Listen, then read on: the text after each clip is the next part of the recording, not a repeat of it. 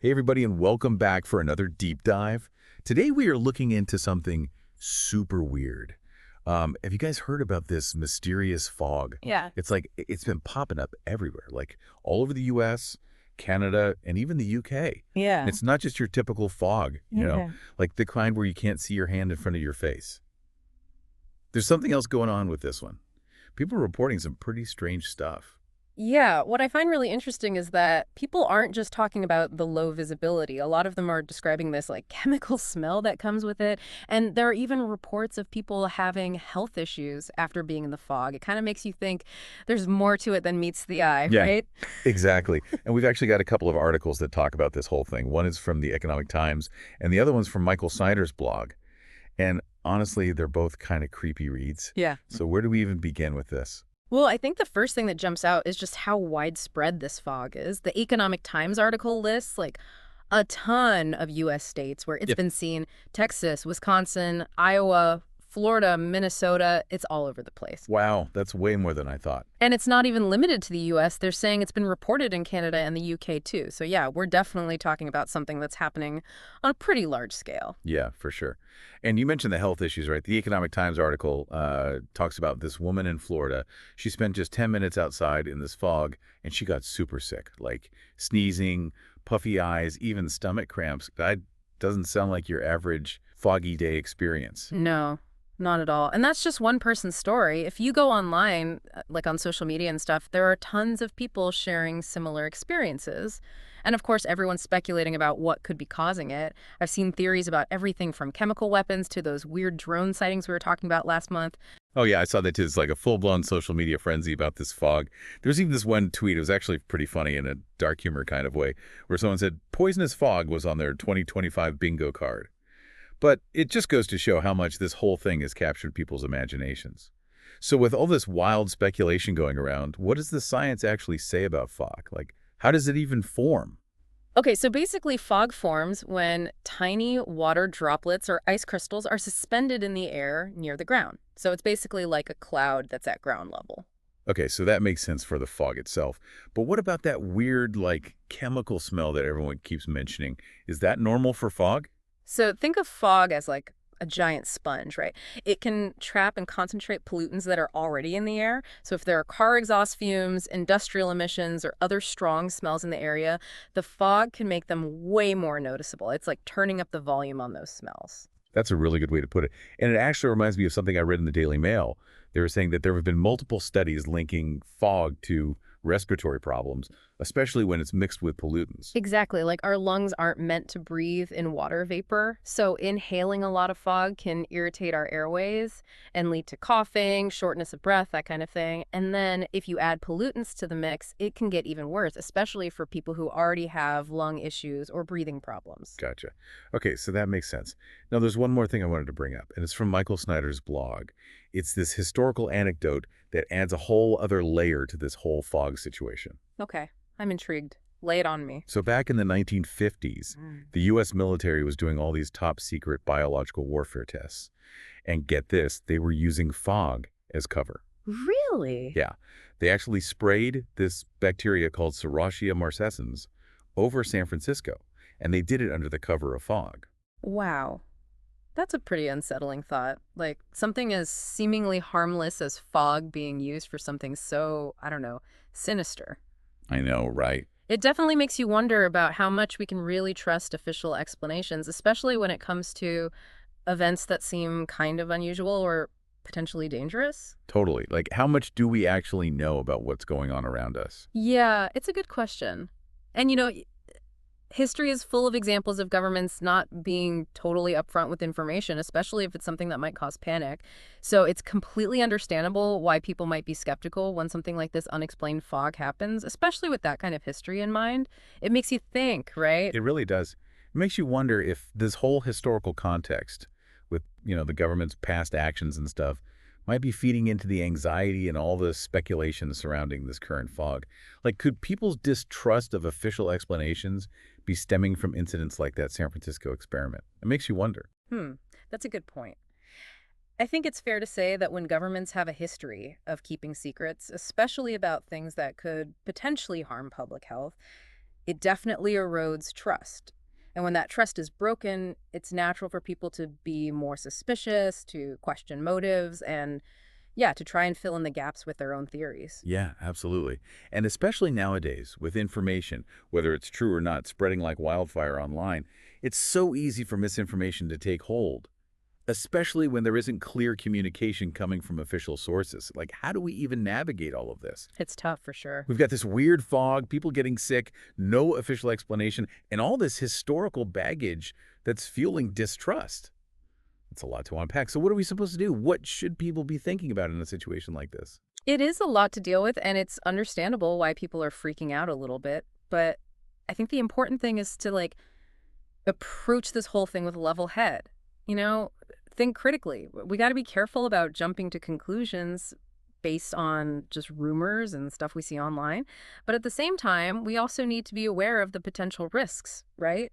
And take steps to protect ourselves, especially when there's so much we just don't know. Right, that makes total sense. So how do we do that? How do we stay informed without getting caught up in all the fear-mongering and crazy theories? I think the first thing is to stick to reliable sources of information. Trustworthy news outlets, scientific journals, government agencies that have a good track record. And definitely be wary of stuff you see on social media, especially if it's not from a verified source or anything. Yeah, social media can be a real echo chamber sometimes. You just see the same anxieties and theories being shared over and over again. But yeah, you're right. We have to take a step back and actually think about where the information is coming from. Exactly. And it's not just about the source, it's also about the information itself. Ask yourself, does this claim actually have any evidence backing it up? Are there other possible explanations that people aren't talking about? Is there some kind of bias or agenda behind the information? You got to be your own fact checker these days. For sure. Those are all good points. But even when you're trying to be careful and think critically, there's still this element of not knowing, this lack of control, which is honestly kind of scary. We can't just hide inside forever. Right. Definitely not. But we can be smart about it. Pay attention to our surroundings. Take some practical steps to minimize the risks. Like if you see really thick fog and you know you have respiratory problems, maybe limit your time outside or wear a mask if you have to go out. Yeah, those are good precautions. And I guess it's also a good reminder to, pay attention to how we're feeling. If we're experiencing anything unusual, maybe check in with the doctor just to be safe. Absolutely. And, beyond those individual actions, I think it's also important to remember that we have a responsibility to demand transparency and accountability from those in power. We have a right to know what's happening in our environment, and we should expect clear communication from the government and environmental agencies. You're totally right. It's easy to feel helpless in a situation like this, but we don't have to just sit back and accept the lack of information. We need to speak up, ask questions, and demand answers. It's a good reminder. But what if those in power don't give us the answers we're looking for? What if this uncertainty just keeps going? Well, in those cases, I think it becomes even more important for communities to take matters into their own hands, like citizen science initiatives, community air quality monitoring projects, those kinds of things. Those can be powerful tools for gathering information and empowering people to take action. We can't always wait for official explanations or solutions. Sometimes we have to create our own. I like that. It's like even when things are uncertain and maybe even a little scary, we can still find ways to take control and understand what's happening and work together to make things better. Right. And that's a really important message, especially right now. It's easy to feel powerless when you're faced with something unknown and potentially dangerous. But we have to remember that we have the power to ask questions, to learn, to connect with others, and to work together to create a safer and healthier world for ourselves and for the generations after us. That actually brings us back to that San Francisco experiment we were talking about. It's a reminder that sometimes those in power don't always have our best interests at heart. But it also shows that when communities come together and demand answers, they can actually force change. They can hold people accountable. Exactly. History is full of examples of ordinary people making incredible changes simply because they refused to accept things as they were and demanded better. And I think that's a lesson we can all learn from, especially now when we're dealing with this uncertainty and lack of transparency. Okay, so as we're wrapping up this deep dive into this mysterious fog, what's the one thing you want our listeners to take away from all of this? Be informed, be critical, and don't be afraid to ask questions. We live in a crazy world, and we're constantly bombarded with information from every direction. It's up to each of us to figure out what's true and make smart decisions about our lives.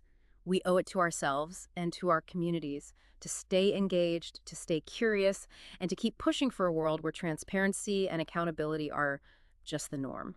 I love that. It's about taking control, empowering ourselves with knowledge, and working together to create a better future.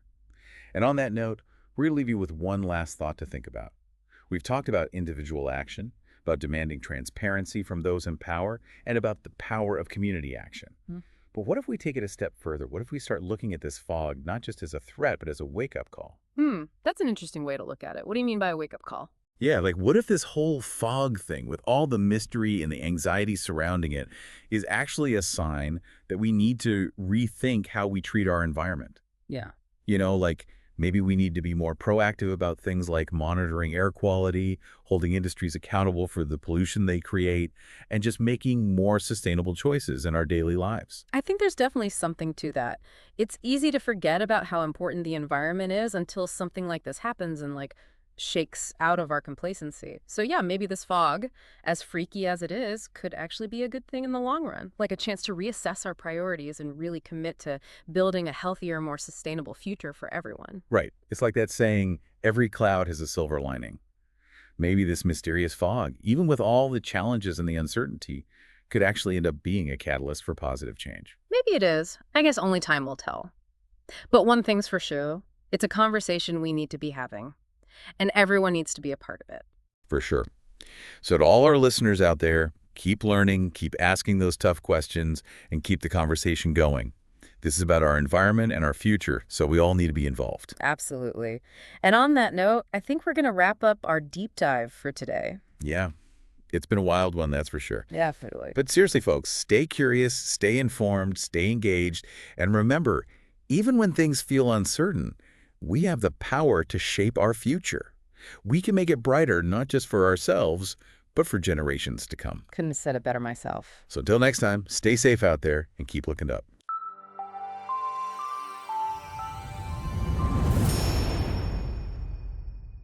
Thank you for cruising with us on Podcast Cruise. If you enjoyed this journey into the unknown, don't forget to like, subscribe, and share. Your support helps us bring you more intriguing and thought-provoking podcasts. Stay curious, and we'll see you on the next adventure.